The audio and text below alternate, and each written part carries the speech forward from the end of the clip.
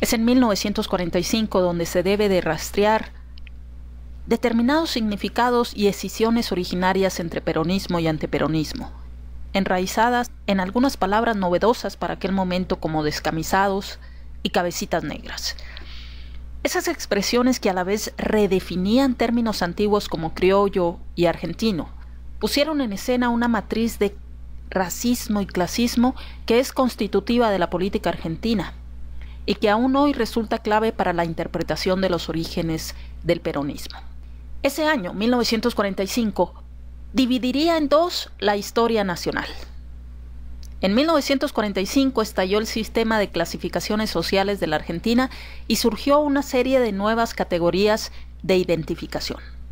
No es posible comprender la política argentina sin analizar el papel constitutivo que el racismo ha jugado en su conformación.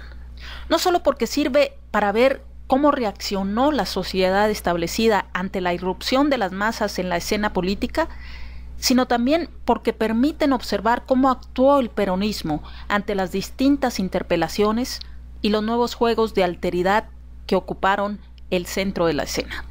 El episodio central es el 17 de octubre de 1945, que abrió un periodo de disputa social y política acerca de quiénes eran sus protagonistas. La cuestión crucial, tanto en aquel entonces como en décadas posteriores, fue comprender exactamente quiénes eran los que habían irrumpido en las calles de Buenos Aires apoyando a Perón. ¿Las masas? ¿Y quiénes eran las masas? ¿Qué rostros tenían? ¿Cómo se vestían? ¿Cómo hablaban? ¿Cómo cantaban?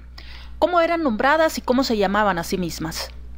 Desde ese preciso día, los distintos actores sociales y políticos buscaron establecer un significado coherente para identificar a aquellos protagonistas. A partir de la definición de quiénes eran, podía deducirse el sentido de los hechos. Así, emergieron formas de identificación que procuraron generar una consistencia y una estabilidad clasificatoria. Desde esta perspectiva, 1945 es más un símbolo que un año calendario. Los principales acontecimientos culminan en las semanas posteriores al triunfo de Perón el 24 de febrero de 1946. Podríamos decir que 1945 finaliza en esa fecha. Ese día, ambos bandos políticos creían haber ganado. Por eso, el lunes 25, la Unión Democrática felicitó a las Fuerzas Armadas por la limpieza del acto electoral. Pero los resultados del escrutinio demoraron casi un mes, y solo en el transcurrir de los días, la victoria electoral de Perón se tornó evidente. Cuando todos asumieron ese hecho, se abrió una nueva etapa política en la Argentina. Pero ¿en dónde situar el inicio del 1945 argentino? En el terremoto que destruyó en 1944 la ciudad de San Juan y convirtió a Perón en una figura cada vez más conocida. En la rendición alemana que envalentonó a la Unión Democrática, que se identificaba con los aliados y vinculaba al gobierno con el nazismo.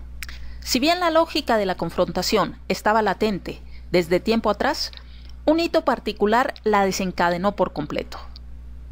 La publicación de un manifiesto contra las políticas sociales del gobierno militar, que distintas organizaciones del comercio y la industria difundieron en el mes de junio de 1945. Además, hay que sumar que en 1945 termina la Segunda Guerra Mundial, cuestión que está lejos de ser anecdótica. En primer lugar, porque desde los años 20 comenzaron a organizarse en Argentina grupos de lucha contra el fascismo, que fueron cobrando cada vez más repercusión pública. En segundo lugar, porque después de la crisis de 1930, la Argentina había iniciado un proceso de industrialización sustitutiva de importaciones. Ese vertiginoso crecimiento por el cual la producción industrial superó al agro, justamente en las Pampas, implicó un periodo de crecimiento económico sin redistribución. En tercer lugar, porque los sectores favorables a los aliados sospechaban que el gobierno militar que había asumido el 4 de junio de 1943 simpatizaba con el Eje y solo aceptó poner fin a la neutralidad y declarar la guerra en marzo de 1945.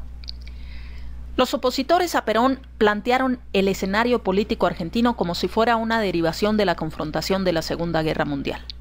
aliados contra nazifascistas. Por eso, cuando un coronel de ese gobierno comenzó a fines de 1943 y sobre todo en 1944 a realizar importantes reformas laborales y sociales, amplios sectores políticos consideraron que se trataba de iniciativas demagógicas y amenazas fascistas en ciernes. Esta percepción ha perdurado en el tiempo, e incluso hoy es posible encontrar argentinos que creen que Perón era un fascista.